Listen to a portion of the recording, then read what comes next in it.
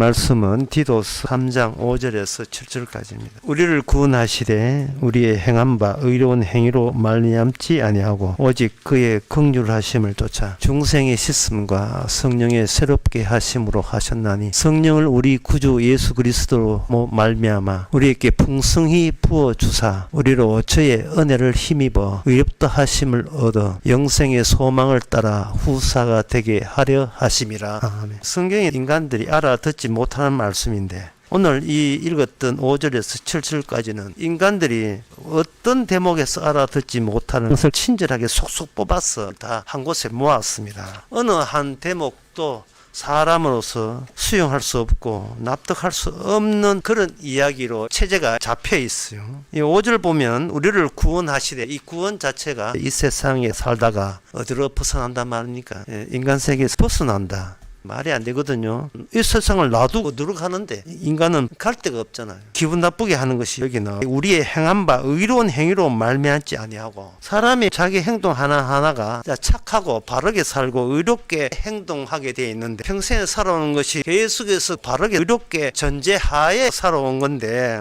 이 모든 우리의 의롭게 살아온 이 모든 행위를 거절하지 방식으로 우리를 건져낸다면 그러면 우리는 살아가는 것 타당성, 정당성이 보장받지 못하잖아요. 오직 긍휼하심을 쫓아 불쌍히 여기는 거예요. 근데 우리 자신이 우리 자신을 불쌍히 여깁니까? 중생이라는 것은 다시 태어나는 거지. 죽었다가 다시 태어나는 게 중생인데 우리의 과거의 기억 속에 죽었다가 다시 태어난 기억이란 전혀 없습니다. 그 다음에 성령의 새롭게 하심.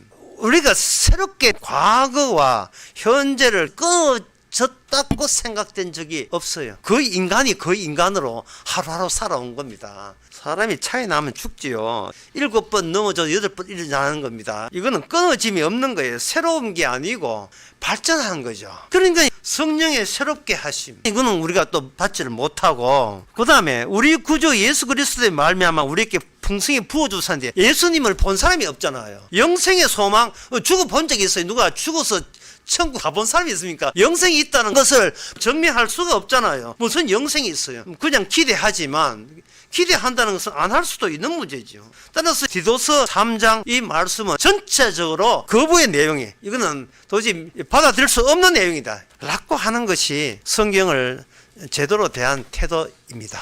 왜냐하면 성경은 아버지와 아들만의 대화이기 때문에 우리가 끼어들 수가 없어요. 우리가 모아두는 성경 말씀이에요. 성경 전체는 우리가 모아두는 정도가 아니고 이 성경 전체에 대해서 거부감을 나타낼 수밖에 없는 우리의 잠재적인 요인을 추출하는 기능을 이 성경 말씀이 갖고 있어요. 우리가 모아두는 거부감을 추구하는 성경 말씀이에요. 이 성경 말씀이 우리가 모아두는 이유가 이미 알아듣는 성경 이야기가 유통되기 때문에 그렇습니다. 우리는 알아듣는 성경 이야기만 골라서 목사가 교회 만들었어요. 성경의 어느 말씀도 우리의 잠재적인 요인을 추출하는 성경 이 말씀은 전체적으로 우리는 끼어들 수가 없습니다. 우리는 알아듣는 것만 알아듣는 거예요. 이 성경 말씀은 우리는 거기에 끼어들면 안 되죠. 끼어들 수가 없어요. 하나의 예를 들겠습니다. 생명책이 있는데 성경에 생명책 이야기 나오거든요. 이 생명책은 존재화된 나는요. 창세기 3장에 의하면 존재화된 나는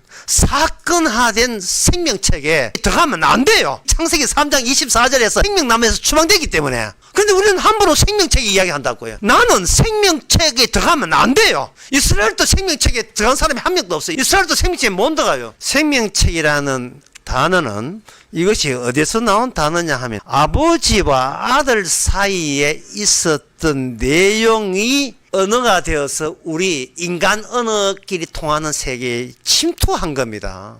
요한복음 5장 43절에 보면 이런 말씀이 있습니다. 나는 내 아버지 이름으로 왔음에 너희가 영접지 아니하나 이래 있어요. 예수님께서 일부러 내 이름으로 온 게 아니고 너희들이 아는 예수 이름으로 온 게 아니고 아버지 이름으로 왔다는 거예요.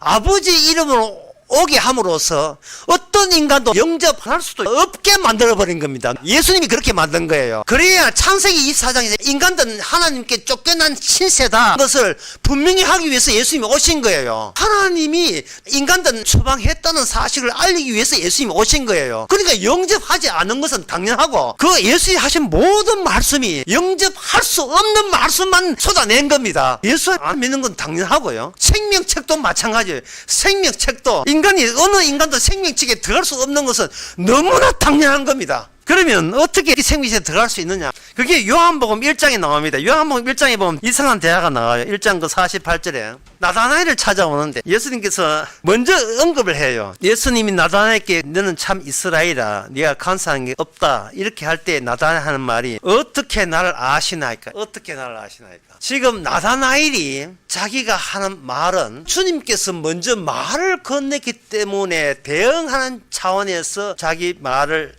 그 다음에 낸 거예요. 너가 무화과나무 아래 있을 때 보았다. 자기가 무화과나무 아래 있었다는 사실을 빌립뿐만 아니고 어느 누구에도 그걸 이야기한 적이 없어요.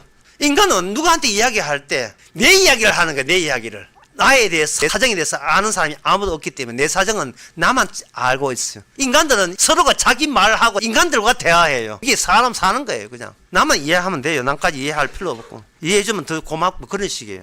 시작을 자기부터 한다고요. 그런데 예수님께서 먼저 말을 함으로써 여기 나다나엘이 내가 시작한 언어가 예수님께서 먼저 말을 함으로써 내가 소속되어 있는 이 공간, 내가 소속된 인간 세계의 어떤 것도 인간들과 서로가 알고 있는 언약 밖에, 약속 밖에 있는 대화가 하나님의 일에, 그 예수님 하신 주님의 일에 들어갈 수가 없다는 것을 깨닫게 된 겁니다. 이게 오늘 보면 인간의 행함으로 말미암아 구원되는 게 아니에요. 생명책에 인간은 들어갈 수 없는 이유가 생명체는 출입구가 딱 하나예요. 인간이 자기가 존재한다, 여기 있다는 걸 알아요. 인간이 자기가 있음의 세계에서 끊어졌다는 말은 이 생명책은 인간 세계에 있음의 세계가 아니고 내 말이 죽음으로써 내가 죽은 자가 되는, 내가 어떤 말을 해도 그 예수님과 함께 죽은 자가 되는 십자가 사건화된 세계예요. 존재하된 나는 몬드하고 십자가 사건화된 예수님과 함께 죽은 나가 들어갈 수 있는 것이 생명책이에요. 생명책. 그 생명책은 아버지와 아들,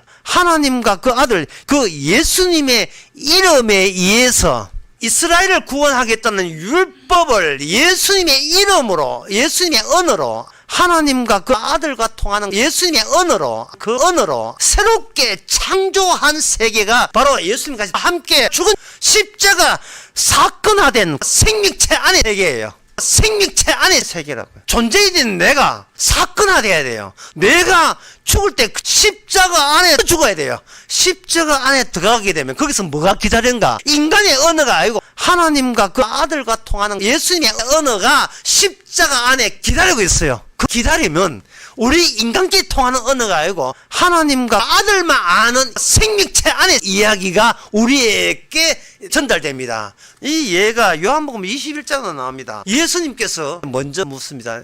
네가 나를 사랑하느냐? 베드로가 주께서 나를 사랑하는지를 주께서 아시나이다. 자기 언어를 줄이고 예수님 계속 예수님의 언어로 이야기하도록 맡겨버리는 그런 태도를 취합니다. 구약에서 그걸 아주 대표적으로 보여주는 욥입니다. 그 욥기 40장 되는 이야기를 막 해요. 자기 언어를 내뱉는다고요. 그런데 하나님께서 욥을 죽여버렸습니다. 말을 죽여버린 거예요. 욥을 말이 중지되게 만들어낸 겁니다. 더 이상 할 말을 없게 만들어버렸어요. 욥기 40장 4절에 내가 미쳐나오니 무엇이라 대답하니까 손으로 내 입을, 말이 나오는 내 입을 가릴 뿐입니다. 말하는 나 죽었습니다. 제가 뭘 알겠습니까? 제가 한평생 인간 세계에서 열심히 살았고 그들의 말을 내가 통달하고 그들의 죄를 다 통달함으로 그것이 바로 직접 나타난 하나님 앞에서 산 것이 아니고 어떤 말을 해도 죽은 자 평생 동안 죽음에 씹어낸 거예요. 나는 산 것이 아니고 이렇게 죽었다고 해야 되는데 내가 이렇게 살아있다, 생생히 살아있다 할 말을 계속해서 사용한 거예요. 그게 인간끼리 통했지요. 하나님 앞에 통하지 않았습니다. 죽어 인간. 그러니까 네가 쏟아낸 말로 죽어야 되는 이유를 알겠나? 모르면서 아는 척 했잖아. 인간끼리 어떤 말을 해도 행함에서 나옵니다. 열심히 애쓰고 사는 데서 할 말을 계속해서 사용한 거예요. 이게 신약에 나옵니다. 로마서 3장 19절 우리가 알거니와 무릇 율법이 말하는 바는 율법 아래 있는 자들에게 말하는 것이니 이는 모든 입을 막고 온 세상으로 하나님의 심판 아래에 있게 하려 함이라. 하나님의 어느 율법이 인간의 모든 입을 막아버린 거예요. 그러니까 오늘 본문 디도서 중생이 어떻고 구원이 어떻고 하나님의 긍휼이 어떻고 우리가 교회 다니면서 내 아는 이야기인데 요약 잘 돼 있네.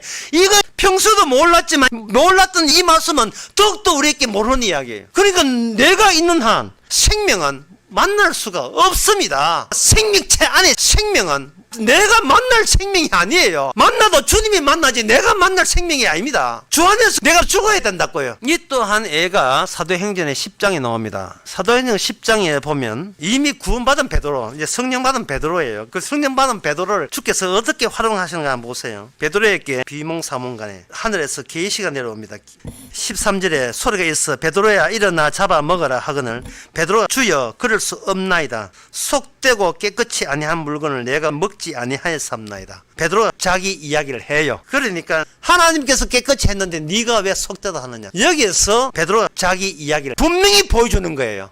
베드로는 분명히 저거는 율법에 의하면 먹지 못하는 것만 분명히 보았고 자기는 율법을 기억하고 있습니다. 속되고 깨끗이 아니한 율법에 의하면 먹지 못하는 더러운 거라고. 베드로는 자신이 있었어요. 그러니까 이 세상에 자기가 가짜고 거짓이고 엉터리 저주받는 세계에 계속 살고 있다는 느낌을 받아야 됩니다. 왜? 그건 모조리 가짜예요.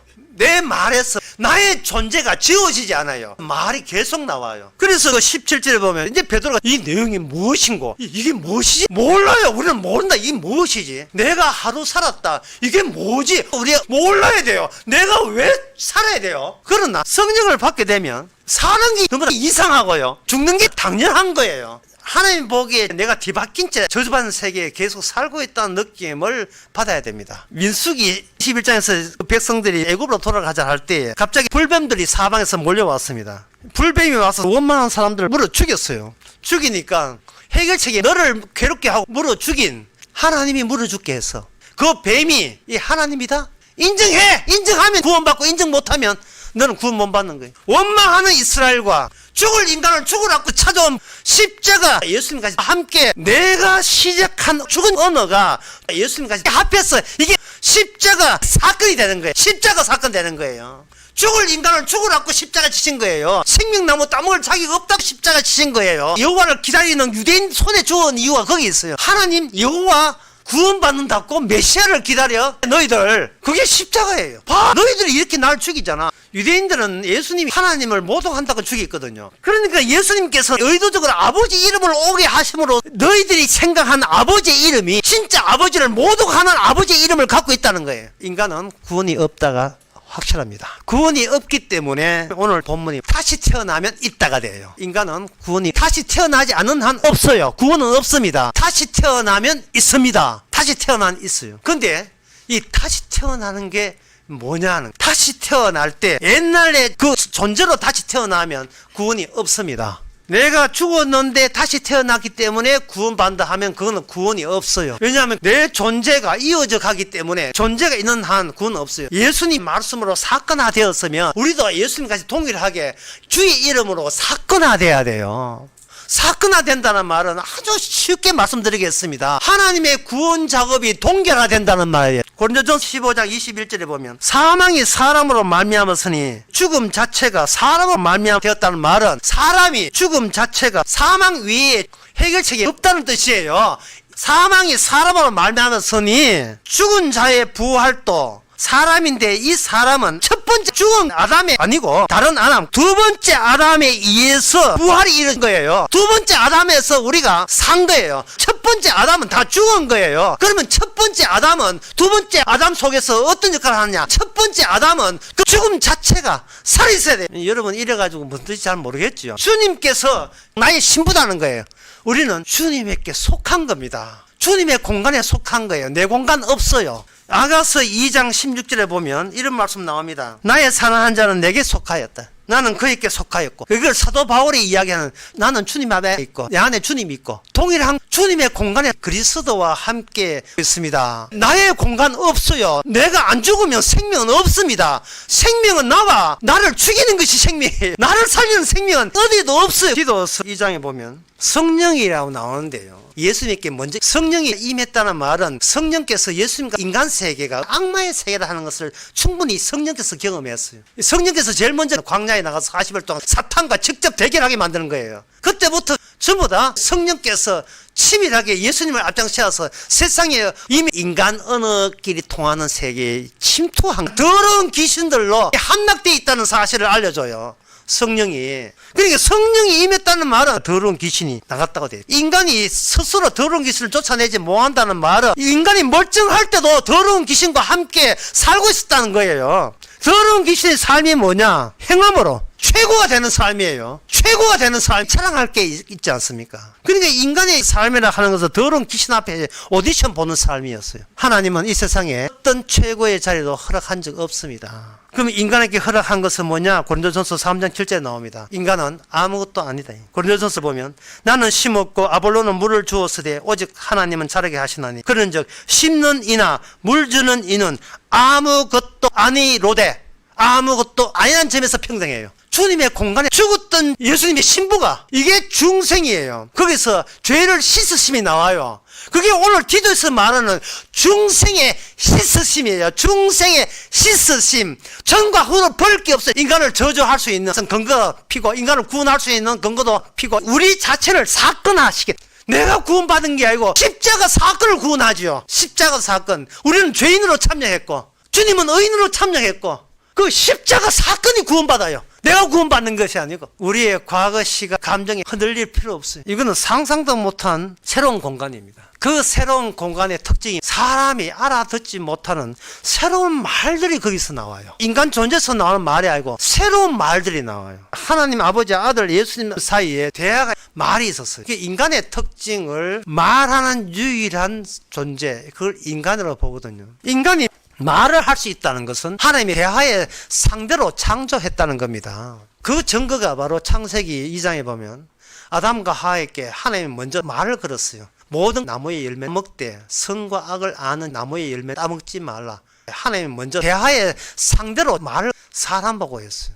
사람은 하나님의 언약에 이미 대화 상대자가 된 겁니다. 그런데 인간이 하나님의 대화 상대자가 될 수가 없는 뱀하고 계약을 맺어버렸어요. 하나님의 언약의 대화 상대자가 뱀하고 계약을 맺어버렸어요. 하나님께서 성도를 십자가 사건에 동결시켰다는 말은 언제 죽어도 구원받는다는 뜻이고 어떤 말을 해도 어떤 말을 하든 어떤 행동을 하든 무슨 행동을 하든 그조차도 사건화되는 거예요. 이게 좀 어려운데 뭔 뜻이냐 하면 우리는 선과 악을 아는 선악을 따먹기 때문에 착한 행동 나쁜 행동을 나누잖아요. 주께서는 그걸 나눌 필요가 없다는 거예요. 몽땅 다 죄악된 그 죄악된 것이 하나의 재료가 된다는 겁니다. 그렇게 다 죄악된 재료가 된 말이 어떤 말이 되느냐. 처음에 하와가 유혹받아 보암직도 하고 먹음직도 하고 탐스럽기도 했잖아요. 그것조차도 동결돼요. 시답지 않은 게 돼요. 세상에 어떤 것도 보암직도 하고 먹음직도 하고 탐스럽게 될 것조차도 차가운 게 몽땅 다 죄악된 이 언어의 대상이 하나님의 언약의 대상이 되면서 동일하게 언어를 사용하는 천사그룹에서